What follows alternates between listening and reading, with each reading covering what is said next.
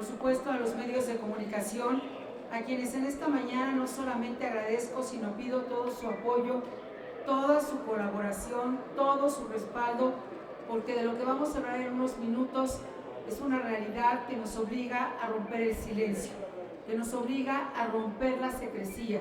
Es tiempo de romper el silencio.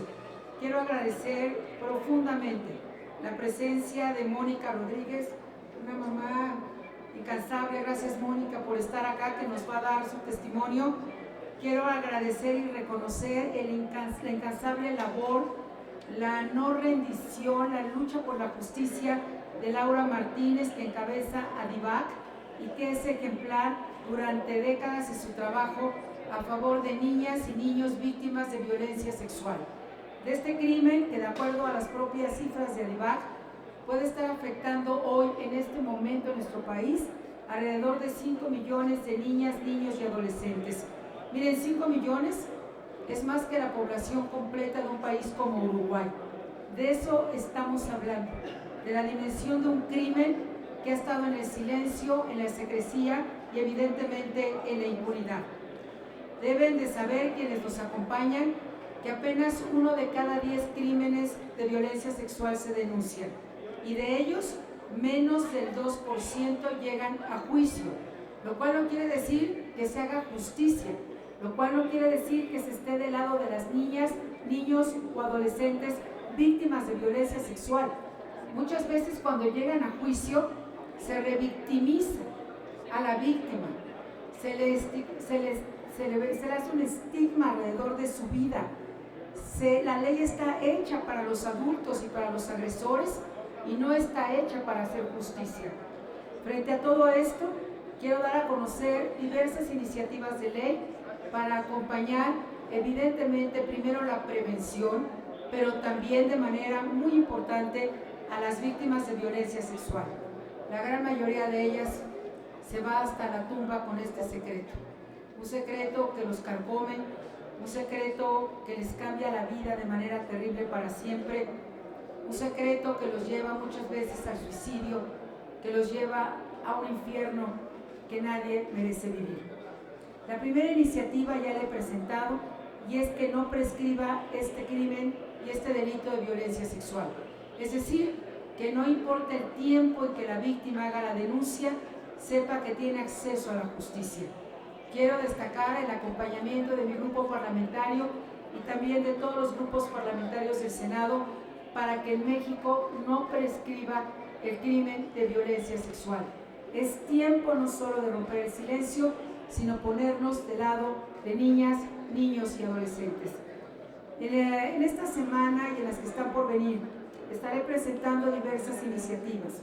Una de ellas, los protocolos, cómo los vamos a mejorar para que el personal de escuelas y hospitales pueda dar parte a los ministerios públicos cuando tenga casos que prueben o que dé evidencias o señales de una niña, niño, adolescente que esté sufriendo abuso y sea víctima de violencia sexual.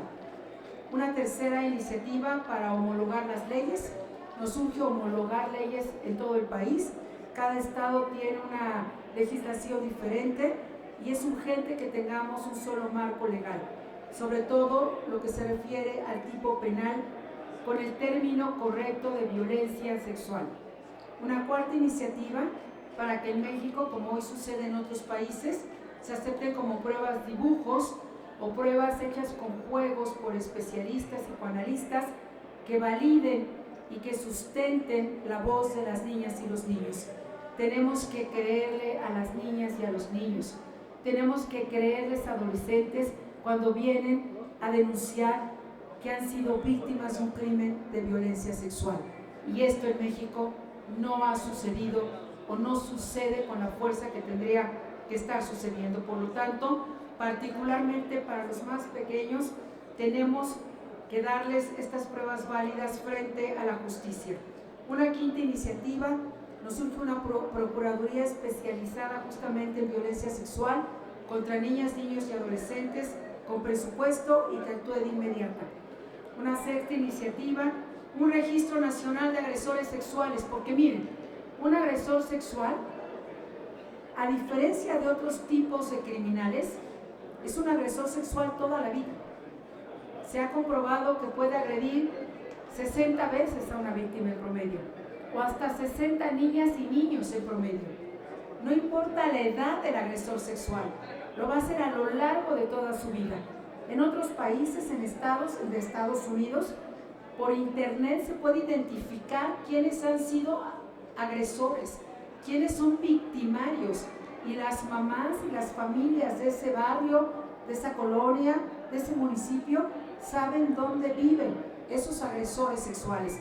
Nos urge que esto suceda en México. Una séptima iniciativa: vamos a proponer una agenda de prevención y que en los libros de texto gratuito, con el respaldo de los papás, de los maestros, de todos nosotros, se pueda dar prevención. Una niña, un niño, un adolescente con prevención es muchas veces menos vulnerable que quien no la tiene. Por eso, convoco a todas y a todos. Es tiempo de romper el silencio. Y como es tiempo de romper el silencio, voy a ceder el uso de la voz a quienes en carne propia están sufriendo este crimen de violencia sexual cometido contra sus hijas, contra sus hijos, para que escuchemos las voces del reclamo de justicia y las acompañemos con determinación y sin titubeo. Adelante.